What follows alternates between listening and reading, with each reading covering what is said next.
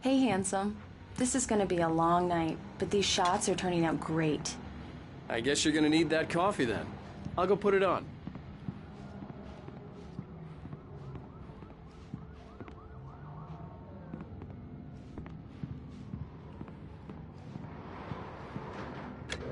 Coffee's on.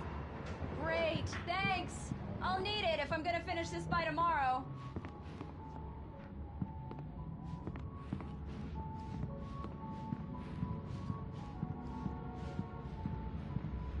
Oh, hey, I just finished those cover mock-ups. They're on your desk. Tell me what you think. No kidding. I didn't think you'd get them done this quickly.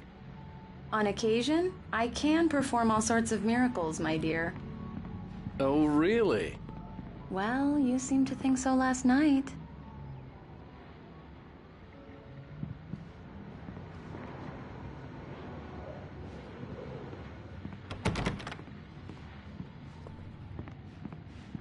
Hey, will happen over my dead body. The last time was the last time. Oh, and speaking of Barry, he called. Alan! Alan, please check the fuse box. I'm right here. I'm on it, honey. Please hurry. Honey, it's a power outage. I've got the flashlight. Hi. Okay. You okay? I'm sorry. It just really spooked me. Don't worry. We'll just break out the candles. I know it's stupid, but it's just... especially when I'm not prepared for it, you know? It gets to me. I love you. Tell me a story, writer. Okay. I used to have these nightmares when I was a kid. The dark really spooked me, too. When it got really bad, my mom gave me this old light switch. She called it the clicker. The clicker, huh? Yeah. If I ever got scared of the dark, I could just flip the switch and a magic light would scare the monsters away. Oh, sure. Here it is. Alan. Maybe it'll help you, too. Yeah, nice story, writer boy. You made that up right now, didn't you? No. Seriously. I love you, even if you are a liar. Thanks for this.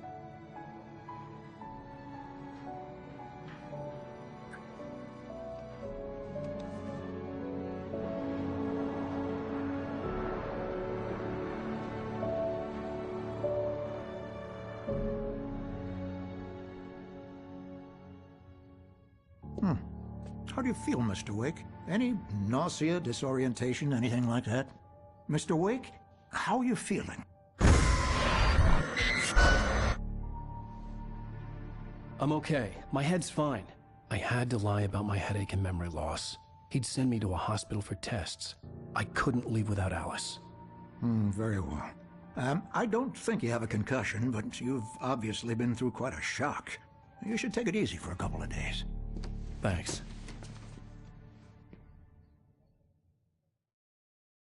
Well then, Mr. Wake, we're done here. If the pain gets any worse or you experience any other symptoms, you should come see me. I'll let you get on with it then. Sarah, Sheriff Breaker, is waiting for you. She's very good at her job. I'm sure she can locate your wife in no time. Doc Nelson was the image of a small-town doctor. Sheriff Breaker had called him to the station to take a look at the cut in my head.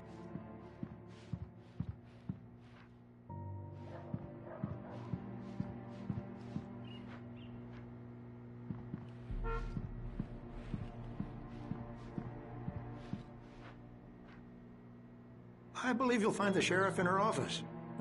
Just go down the corridor.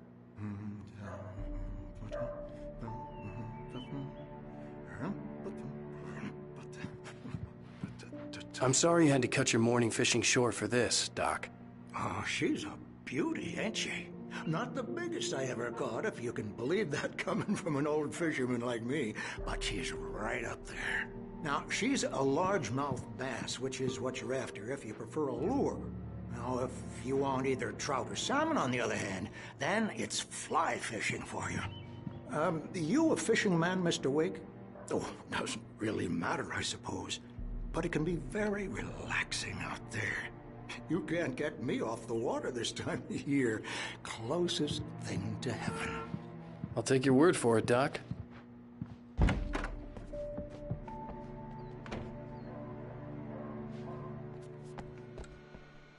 Thank you for testing the lights, Miss Weaver.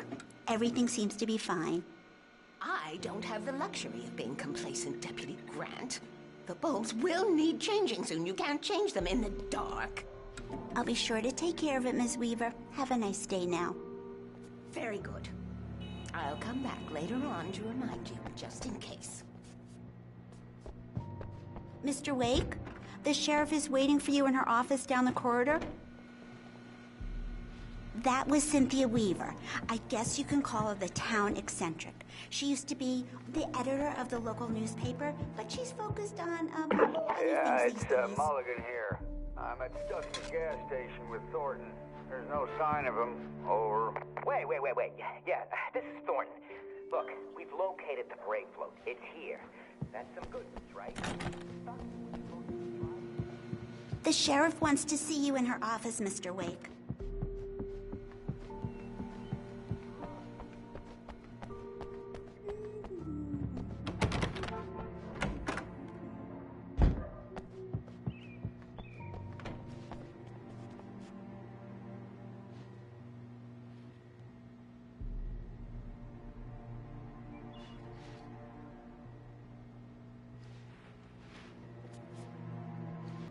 It's charged now.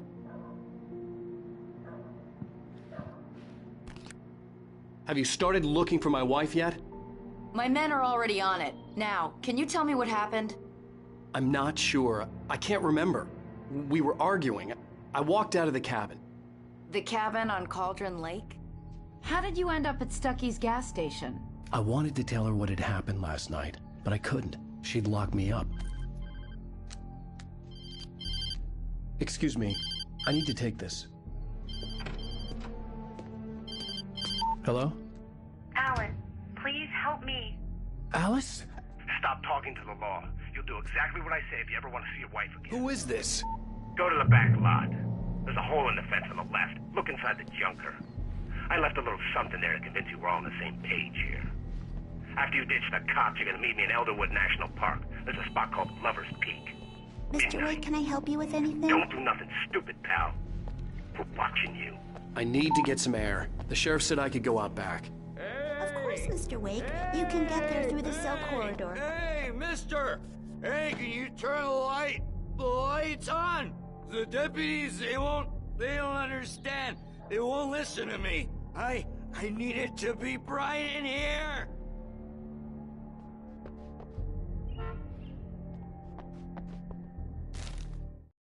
In spite of its human mask, to describe the dark presence as intelligent would have implied human qualities on something decidedly inhuman. Nonetheless, it found the one spot in the diner that was dark enough. Some light spilled into the corridor, ravaging it. But it took the pain. Horrible as it was, the writer would soon fix that. He would be coming to the one place where it still had power. Hey! The early morning light hurt my eyes and made my head ache. The man on the phone had said, "Go through the fence on the left."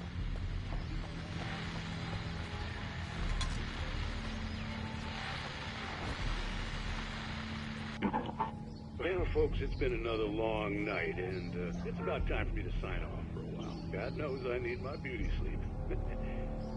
Just one more item before I go.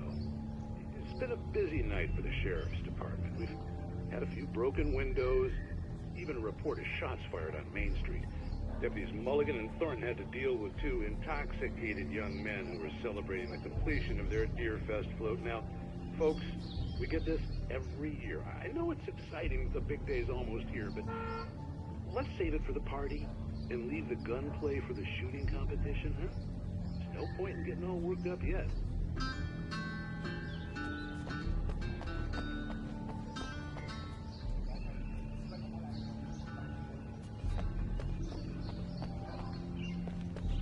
The caller had told me to find a hole in the fence behind the police station.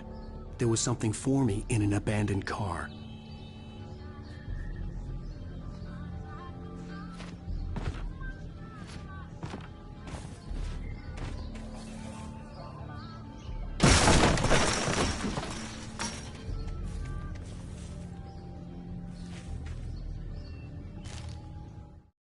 The kidnapper fired his gun one last time, and the shadow vanished into the darkness it had come from.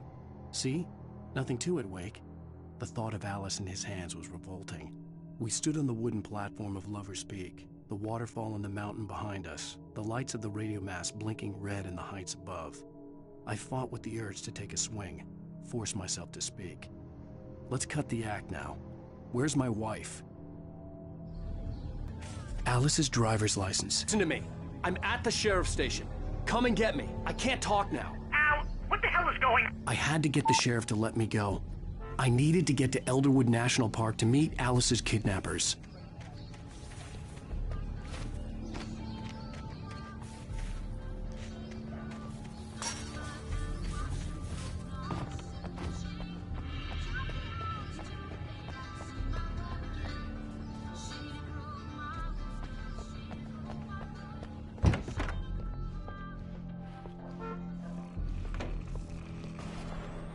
A writer is a light that reveals the world of his story from darkness, shapes it from nothingness.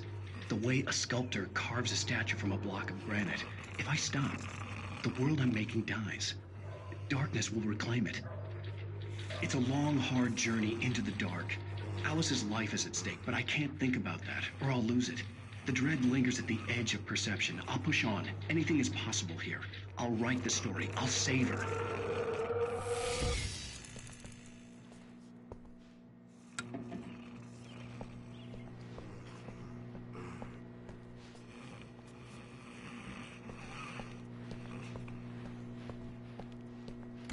Marvelous, Sarah. I just wanted to settle all the damage the Anderson brothers might have inadvertently caused on their recent and regrettable little outing. They are not accountable. Are you feeling any better, Mr. Wake? I'd like to leave. Am I free to go? Well, we still need to talk about... Am I under arrest? No, of course not.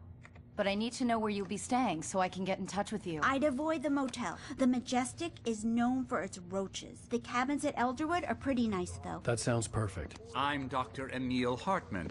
I'd like to invite you to stay at Cauldron Lake Lodge. Did you talk to my wife? I had the pleasure of discussing your situation with her on several occasions. Did you set something up with her? I invited her here. My clinic is a place where... Oh! Hey! Oh, my! Take it easy. Hey, nobody move! Get your hands off of my client! Who are you? I'm Barry Wheeler, his agent. If you have business with Mr. Wake, you talk to me. My lawyer's on your asses. No harm done, Sarah. I'm all right. I don't want to press charges. Mr. Wake, my offer still stands. Get me out of here. What the hell was that about, Al? We don't need a replay of that thing with the paparazzi. I thought they were gonna lock you up. I had to talk to someone. I told Barry everything. He thought I was certifiable, but when he heard about the manuscript, I had him. The fact that I'd written something, even if I couldn't remember it, was enough for him. He smelled money. And he believed that Alice had been kidnapped. Anything beyond that was another story. I had a midnight appointment with the kidnapper in a place called Lover's Peak, somewhere in Elderwood National Park. The plan was to rent a cabin. I don't like it, Al. I don't like any of it. It's not good. In fact, it's the absolute opposite of good. Mr. Wake! Barry, you found him! Hi, Rose. Oh, wow. I was just thinking about you, too. Great. I was just bringing Rusty some coffee. He's on the balcony, looking after Max. Poor thing. I really need to go. Great to see you again, Mr. Wake. Later! Who's Max?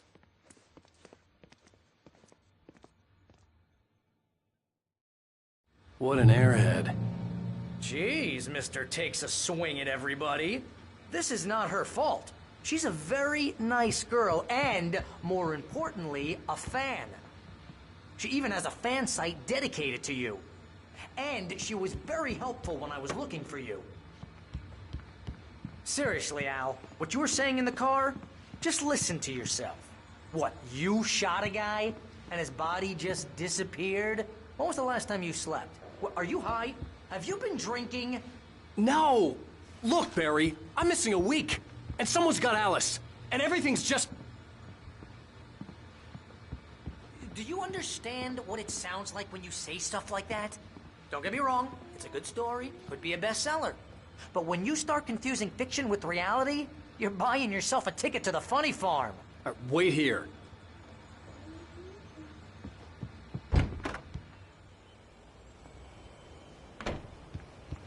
Easy there, boy. I'm almost done. Hey, Rusty, right? You rent cabins. Oh, Mr. Wake.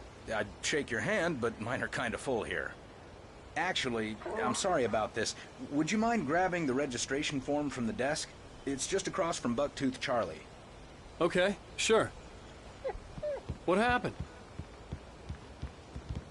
Seriously, Al, you can't just go and meet a kidnapper.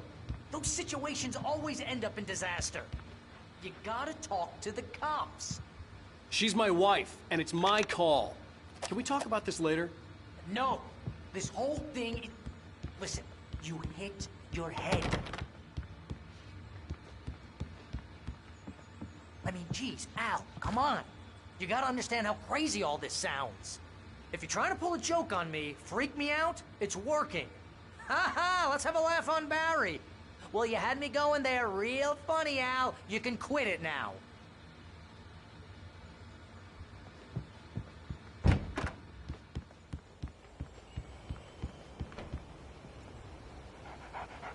I think this is the form you wanted. And here are the keys. Okay, you're all set, Mr. Wake. Glad to have you staying here. Thanks. Can you tell me how to get to Lover's Peak? Oh, sure. It's at the end of the nature trail. Just follow the paths, you'll get to it eventually. It's an easy walk. Nice spot, too. If you have any trouble finding it, just keep your eyes on the radio mast. It's right below that. You're asking me to believe that you shot a dude who went poof into thin air, a guy who was bulletproof until you pointed a flashlight at him. You hear that from people who end up spending time in padded rooms, strapped to their beds, wearing white shirts with too long tangled up sleeves, and eating a healthy diet of pills. Al, you make cruel jokes about people who believe that kind of stuff. You're the skeptic. You gave me an hour-long lecture on homeopathy last month. What was it?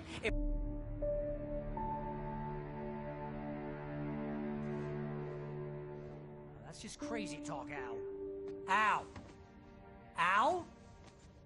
We should go to the sheriff or call the FBI. Damn it, Barry, they'll kill her! This is not a goddamn debate, Barry. I'm going to Lover's Peak. He said to come alone. Okay then. I understand. You're my best friend, and I'm worried that you're not right in the head. Tell me what to do to help, and I'll do it. You stay here, and if I'm not back by morning, call the cavalry.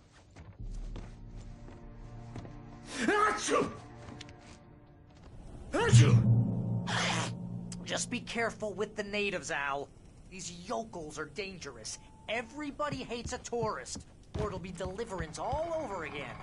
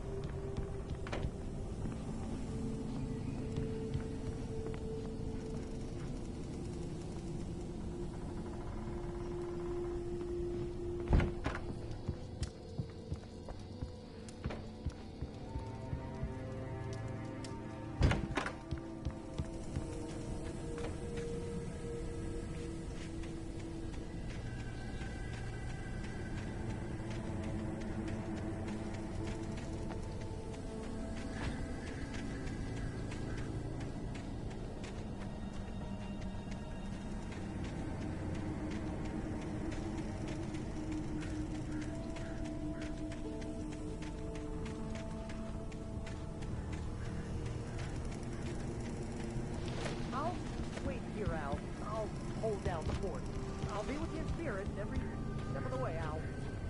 Walk to the door now. Barry had never gotten along with Alice. An almost frightening intensity. And now something had happened to Alice. And here was Al armed with a gun and saying things people got put in padded cells for. It was as if his friend had experienced a massive psychotic episode and was now totally disconnected from reality. It scared the shit out of Barry.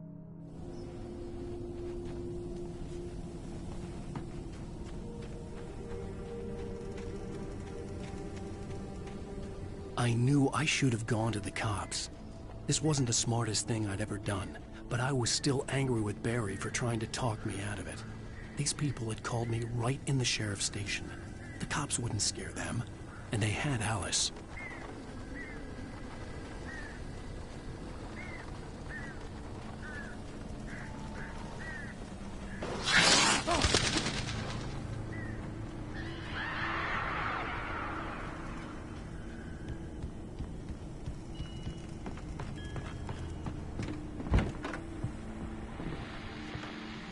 Welcome back to the show, folks. As promised, our very own Dr. Nelson has just parked his rear end in the studio. Doc, what's your Deerfest plan like?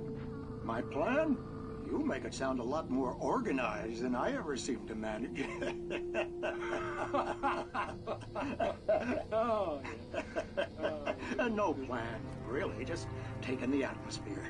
I'm getting a little too rickety to do much more than that. Oh, tell me about it. No sack race for us older gentlemen, huh?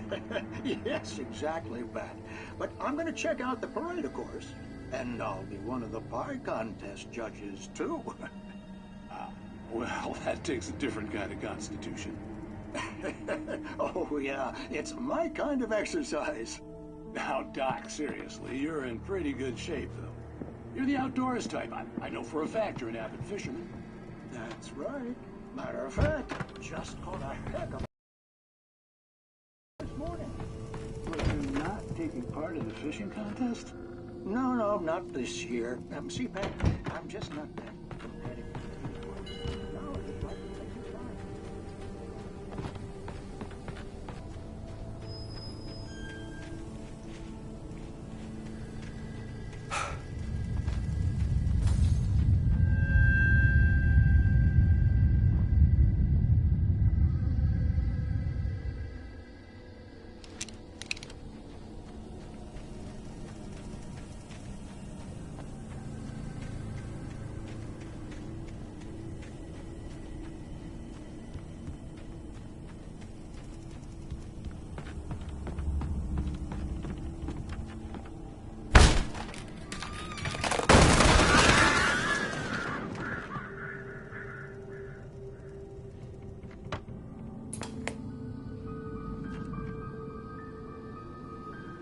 Crime and punishment. The cancer and cure of civilization. But some crimes are impossible to punish, especially in Night Springs. Tonight's episode, The Man in the Mirror.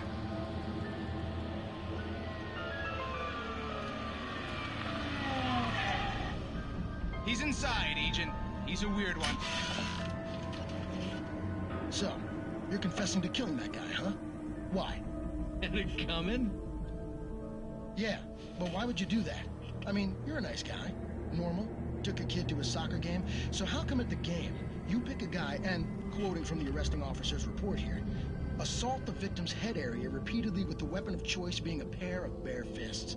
Wow, that sentence really flows, huh? Maybe you're not the literary type. Okay, so you mess him up. But why? Who was that guy? We couldn't ID him. Why would a guy like you do him like that? I didn't like his face? Well, you must have hated it, because you really went to town there.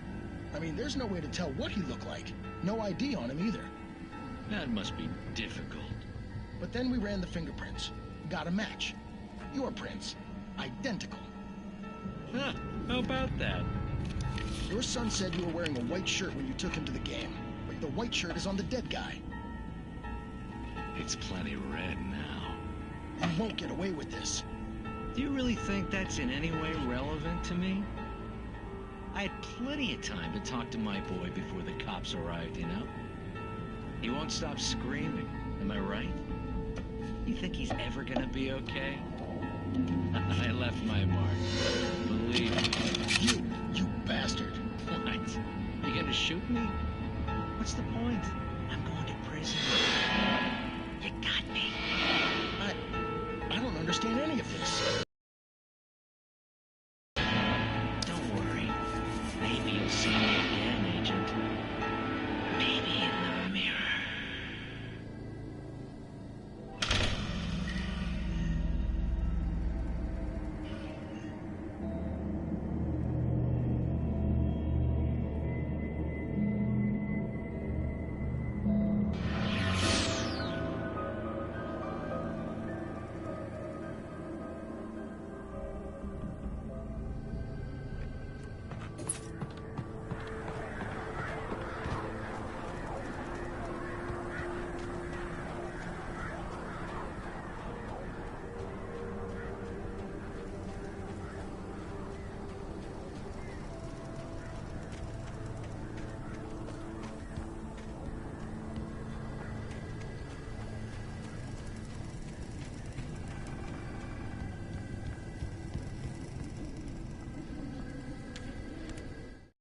Rose knew that Rusty was in love with her, and she liked him too.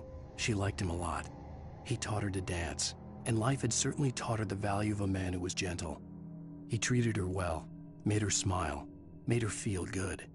But Rusty wasn't the prince of her dreams, and that tended to underline the unbearable truth. She was no closer to that Hollywood magic than he was.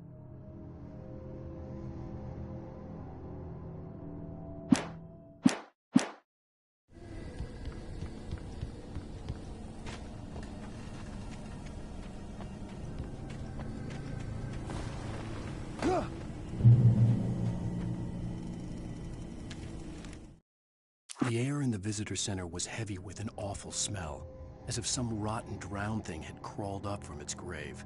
Rusty kept coughing blood. My eyes were drawn to the twisted shape of his broken leg. The attack had been vicious. Max whined in his cage. Rusty's eyes were wild with fear and terror. He gasped. "Mr. Wake, it happened just the way it was on that page."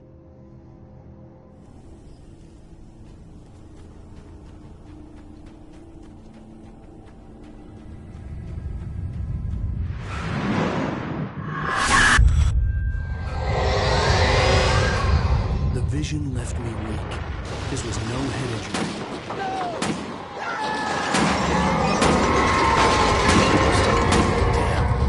Rusty, hang on! Oh God! I'm coming! Please, help me!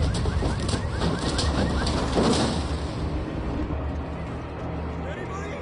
Help me! Help! Help me!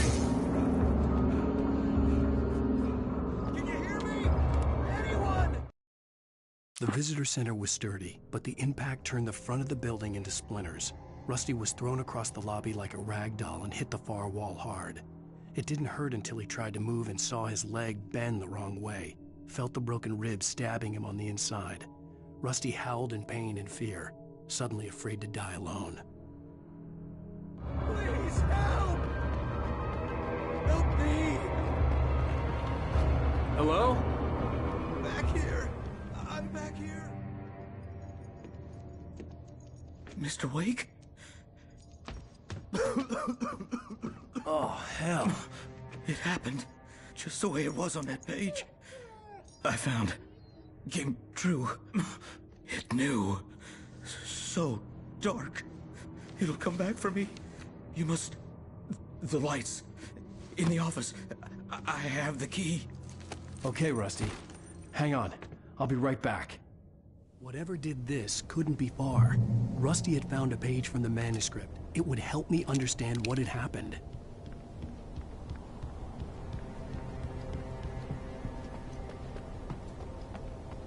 The only way to make sure that Rusty was safe was to get the power running and the lights back on.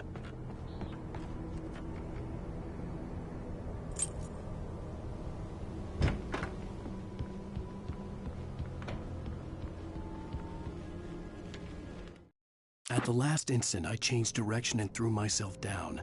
The axe splintered the trunk of a tree. I stumbled into the pool of bright light. My lungs burned. I was too exhausted to move. I tensed as I waited for the killing blow, but it never came. I raised my head. Nothing moved in the darkness beyond. For the moment, bathed in the cold light, I was...